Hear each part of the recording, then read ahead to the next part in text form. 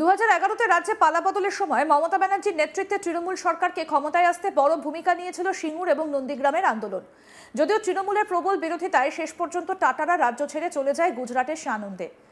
ছোট গাড়ির কারখানার স্বপ্ন অধরাই থেকে যায় রাজ্যবাসীর। সেই সিঙ্গুর আন্দোলনের সময় থেকেই রাজ্য রাজনীতিতে উত্থান বেচারাম মান্নার। পরে তিনি রাজ্যের মন্ত্রীও হন। সেই বেচারাম মান্নাকেই 2026-এর বিধানসভা ভোটে ফের একবার প্রার্থী করেছেন মমতা ব্যানার্জি, অভিষেক ব্যানার্জিরা। প্রার্থী ঘোষণার পর থেকেই প্রচারে ঝাঁঝ তুলেছেন বেচারাম মান্না। সিঙ্গুরে হেঁটে বাড়ি বাড়ি পৌঁছে যাচ্ছেন বিদায় বিধায়ক।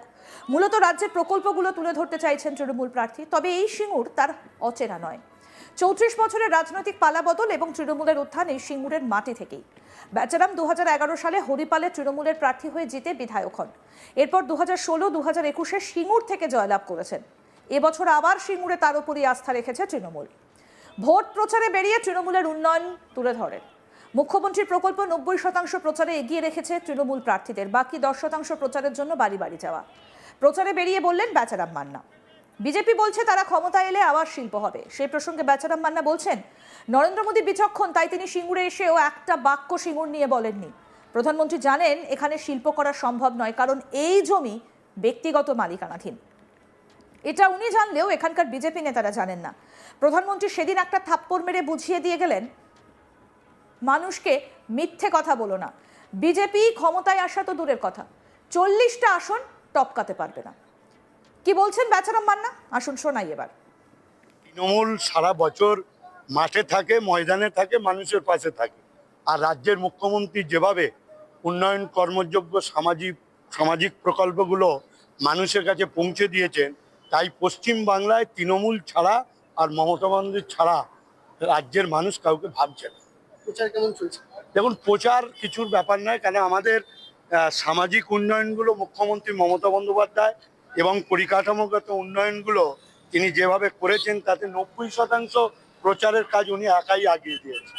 আমাদের কাজ শুধু মানুষের কাছে যাওয়া, শ্রদ্ধা জানানো, সম্মান জানানো, আর 29 তারিখে ভোটের লাইনে পৌঁছে দেয়। প্রধানমন্ত্রী এখানে এসেছিলেন, তিনি সভা করেছেন, তিনি জানিয়েছেন তার যারা সঙ্গপাঙ্গ তারা বলেছিলেন শিল্প হবে, কিন্তু প্রধানমন্ত্রী মুখ থেকে একটা বাক্য উচ্চারণ হয়নি। দেখুন, প্রধানমন্ত্রী নিজে বিচক্ষণ বলেই তিনি জানেন যেখানে শিল্প করা সম্ভব নয়, তার কারণ এই মাটি হচ্ছে মালিকাধীন, অর্থাৎ ব্যক্তিগত সম্পত্তি। এটা উনি জানেন, কিন্তু এখানকার বিজেপিরা জানে না, এরা অজ্ঞ। ওই জন্য মুখ্যমন্ত্রী এই প্রধানমন্ত্রী একটা থাপ্পড় মেরে বুঝিয়ে দিয়ে গেলেন যে মানুষকে মিথ্যা কথা বলুন। সেই বিজেপি কর্মীরাই আবার এখন সেই বিজেপি কর্মীরাই আবার বলছে যে সিঙ্গুরে তারা যদি আসে তারা শিল্প করবে। আশা তো দূর অস্ত্র, আগে তো 40 টপকা, তারপরে। পাল্টা সিঙ্গুরের বিজেপি নেতা সঞ্জয় পান্ডে বেচারাম মান্নাকে নিশানা করে বললেন, সিঙ্গুরের কতটা উন্নয়ন হয়েছে জানি না, তবে বেচারাম মান্নার নিজের অনেক উন্নয়ন হয়েছে। শিল্প প্রসঙ্গে বলেন, আমাদের ডাবল ইঞ্জিন সরকার ক্ষমতা এলে আবার শিল্প হবে বলে জানান বিজেপি নেতা। তবে সিঙ্গুর সবসময় বিরোধীদের মাটি, তাই এখান থেকে এবার বিজেপি জয়লাভ করবে বলে জানান তিনি। কি বলছেন বিজেপি নেতা সঞ্জয় পান্ডে, শুনবো। 90% উন্নয়ন করেছেন না 100% উন্নয়ন করেছেন আমি জানি না, জনগণ তার জবাব দেবে আগামী ভোটে। বেচারাম মান্না তার নিজের উন্নয়ন 100% হয়েছে, জনগণের 100% হয়নি। সুতরাং উনি কি বললেন না, তো ওটা নিয়ে আমাদের কোনো মাথা ব্যথা নেই। আমরা জনগণের কাছে যাব, মানুষের কাছে যাব, আমাদের যা বক্তব্য আমরা মানুষের কাছে তুলে ধরবো, এবং মানুষ যা সিদ্ধান্ত নেবে সেটা আমরা মাথা পেতে নেব। তিনি এটা বলছেন যে বিজেপি দাবি করছে সিঙ্গুরে আবার শিল্প হবে, বিজেপি ক্ষমতা আছে, কিন্তু নরেন্দ্র মোদী যখন সভা করতেছিলেন তিনি বিচক্ষণ লোক, তাই একটা বাক্য উচ্চারণ করেন। তিনি যে কথাটা বলেছেন সেটা যদি বুদ্ধিমান লোক হয় তাহলে বুঝতে পারবে। কোনো জায়গাতে, কোনো রাজ্যে, কোনো শিল্পপতি যদি আইন শৃঙ্খলা ঠিক না থাকে, যদি শিল্পের পরিবেশ না থাকে, সে বিনিয়োগ করবে না। প্রধানমন্ত্রী বলেছেন আপনারা ডবল ইঞ্জিনের সরকার তৈরি করুন, ডবল ইঞ্জিনের সরকার এলে জঙ্গলরাজ খতম হবে, ডবল ইঞ্জিনের সরকার এলে আইনের শাসন হবে, আইনের শাসন এলে শিল্পপতিরা নিজেরাই বিনিয়োগ করতে আসবে। এই কথাটা তিনি ঘুরিয়ে বলে গেছেন, যেটা বুঝতে পারেনি, কারণ উনি সরাসরি বলতে পারেন না যে আমি ক্ষমতা এলে আমি শিল্প করে দেবো। শিল্প করতে গেলে একটা পরিবেশের দরকার হয়, যে পরিবেশটাকে পশ্চিমবঙ্গের তৃণমূল কংগ্রেস তার নেত্রী মমতা ব্যানার্জি নষ্ট করে দিয়েছে। যাত্রা মনে হয় প্রচার করছে, তাহলে যাদের উদ্দেশ্যে প্রচার করছেন কিছু মানুষকে বলতে শোনা যে রাস্তা হয়নি বা যে সমস্যা তারা তুলে ধরবে। সিউড়ি জুড়ে কি কি সমস্যা রয়েছে আমাদের? দেখুন, সত্যিকারের কথা বলতে উন্নয়ন হয়েছে। কার উন্নয়ন হয়েছে?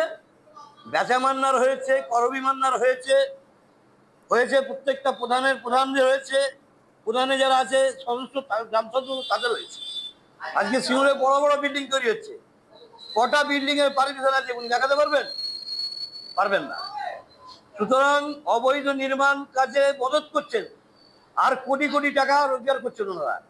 বেচারাম মান্না যখন 15 বছর আগে এমএলএ হয়েছিল তখন কি ছিল তার কাছে, আর আজকে বেচারাম মান্নার কি আছে তা সবাই জানে। সিউড়ি জয় নিয়ে আপনারা বলতে পারছেন? দেখুন, সিঙ্গুর সবসময় বিরোধীদের মাটি। বিরোধীরা সিঙ্গুরে যেটা সবসময় জিতে এসছে জিতবে। শাসক বিরোধী, শাসকের বিরোধী হচ্ছে সিঙ্গুরের মাটি, সিঙ্গুরের জনগণ। আমরা এটা বিশ্বাস করি এবং জনগণ আমাদেরকে দেয়নি, ক্ষমতায় আনেনি এরকম তো নয়।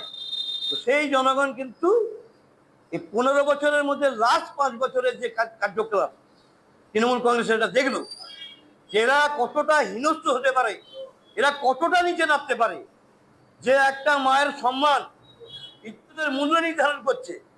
অভয়া বিচার পেল না, অথচ রাজ্যের মুখ্যমন্ত্রীকে মহিলা। আজকে ভাবতে হবে বিষয়টা। আবার কি এদের ক্ষমতায় নিয়েছে, আবার বাড়িতে বাড়িতে অভয়া তৈরি করবেন? মানুষ এটা বুঝেছে, সুতরাং মানুষের জবাব দেবে। 2011-তে রাজ্যে পালাবদলের সময় মমতা ব্যানার্জির নেতৃত্বে তৃণমূল সরকারকে ক্ষমতায় আসতে বড় ভূমিকা নিয়েছিল এই সিঙ্গুর আর নন্দীগ্রামের আন্দোলন। যদিও তৃণমূলের প্রবল বিরোধিতায় শেষ পর্যন্ত টাটারা রাজ্য ছেড়ে চলে যায় গুজরাটের সানন্দে। ছোট গাড়ির কারখানায় স্বপ্ন অধরাই থেকে যায় রাজ্যবাসীর, কিন্তু সেই সিঙ্গুর আন্দোলনের সময় থেকে রাজ্য রাজনীতিতে উত্থান হয়েছিল এই বেচারাম মান্নার। পরে তিনি রাজ্যের মন্ত্রীও হন। সেই বেচারাম মান্নাকে 2026-এর বিধানসভা ভোটে ফের একবার প্রার্থী করেছেন মমতা ব্যানার্জি, অভিষেক ব্যানার্জিরা। প্রার্থী ঘোষণার পর থেকে প্রচারে একেবারে ঝাঁঝ তুলেছেন বেচারাম মান্না। বাড়ি বাড়ি পৌঁছে যাচ্ছেন বিদায় বিধায়ক। মূলত রাজ্যের প্রকল্পগুলো তুলে ধরতে চাইছেন তৃণমূলের প্রার্থী।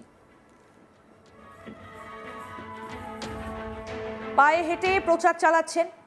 তবে এই সিঙ্গুর কিন্তু তার একদম চেনা। 34 বছরের রাজনৈতিক পালাবদল, তৃণমূলের উত্থান এই সিঙ্গুরের মাটি থেকেই। 2011 সালে হরিপালে তৃণমূলের প্রার্থী হয়ে জিতে যান, বিধায়ক হন বেচারাম মান্না। তারপর 2016, 2021-এ সিঙ্গুর থেকে জয়লাভ করেছিলেন। এবারও সিঙ্গুর থেকেই তাকে প্রার্থী করেছে দল। আরও আপডেট পেতে দেখতে থাকুন আজ তাক বাংলা। সাবস্ক্রাইব করুন, নোটিফিকেশন পেতে বেল বাটন অপশন প্রেস করুন।